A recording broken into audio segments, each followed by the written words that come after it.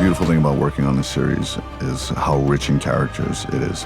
The action doesn't give you punches and kicks, it reveals characters. And I think the ethos of Daredevil has always been, how do we show what the actors are going through, or the characters are going through the action on the show. I am Philip Silvera, and I am the action director and supervising stunt coordinator of Daredevil Born Again. I don't know what he's talking about. He said someone's looking for me. Episode 1, The Return to the World. Daredevil is always known for its oners, and I thought the producers, the showrunners, the directors were correct in starting the show with this emotional oner where we lose Foggy. I think this is the best place to reconnect to what Daredevil was on Netflix years ago, start with something familiar and take them to someplace very different.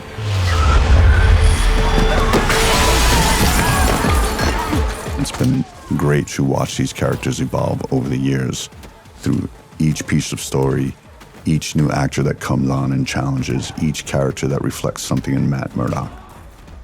Each one of these shots is his own mini-movie. Our Season 1 Daredevil Netflix show was a true oner.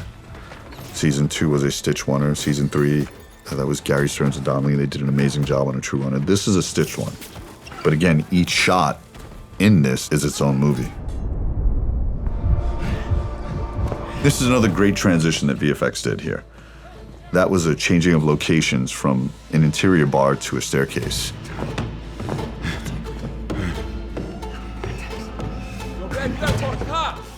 I think this part of the sequence here, specifically, case is really a callback to the Netflix series on the water in that one.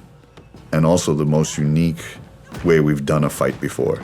In a sense, a fight is usually you can react to a punch and a kick if you see it coming without ever getting hit by it. Here, you have Charlie and Wilson Bethel. They're doing this all themselves, and I'm cueing them from camera. They're reacting to VFX weapons bouncing off of the walls, stabbing them, hitting them in the head, blunt objects, and here Charlie just hones back in on his senses listening to Eldon, which Bullseye capitalizes on.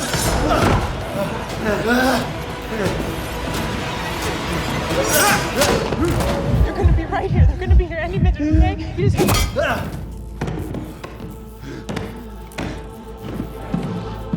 This shot right here at the top of the staircase really just like shows Wilson Bethel's performance and how he has this controlled chaos in his eyes at all time.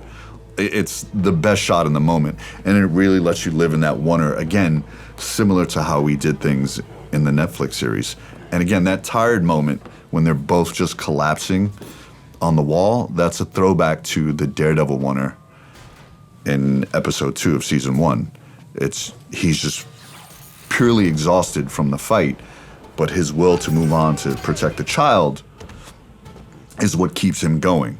Here, he's after the man that potentially has just killed his best friend, and no amount of pain or blaze is gonna stop him.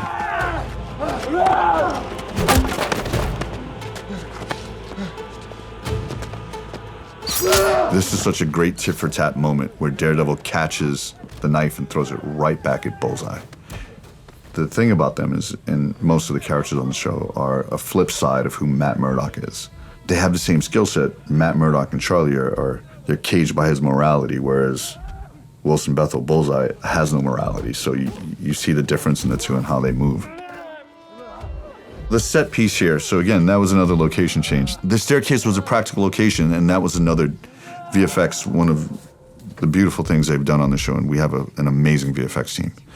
Probably some of the best I've ever worked with. They have a great way of always blending practical and VFX together in such a collaborative way that no one ever outshines or overpowers the other. It's such a beautiful balance.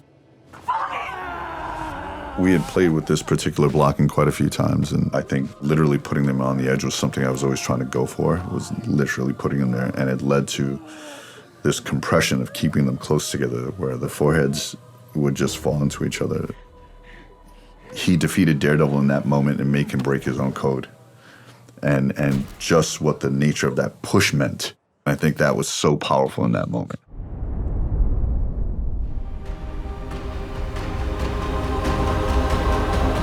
So right now we're in episode 6, and this is both Daredevil's and Kingpin's return to character on who they were, but right now we're going to focus on just the Daredevil side of this with Muse here. This is Daredevil just returning to form, and he's out of practice, so you want to feel Charlie just struggling a little bit right here in this specific moment.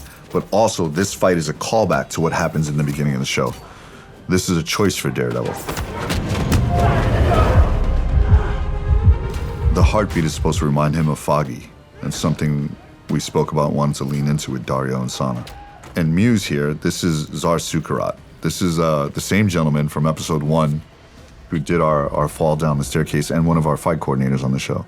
And he does a great job embodying this psychotic movement of Muse, which we really wanted to give him this horror movie vibe.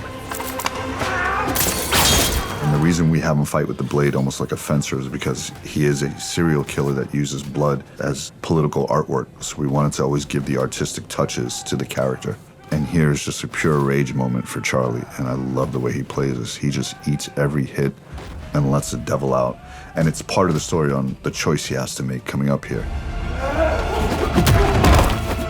I love this moment. This was a choice for Charlie and for Matt and for Daredevil on whether he was going to cross that line again. And I love how much it recontextualizes Daredevil in a way that just restores his faith, hence Daredevil Born Again. He doesn't cross the line. Thank you very much. That is all for now, and I'm looking forward to see what you all think on Daredevil Born Again Season 2.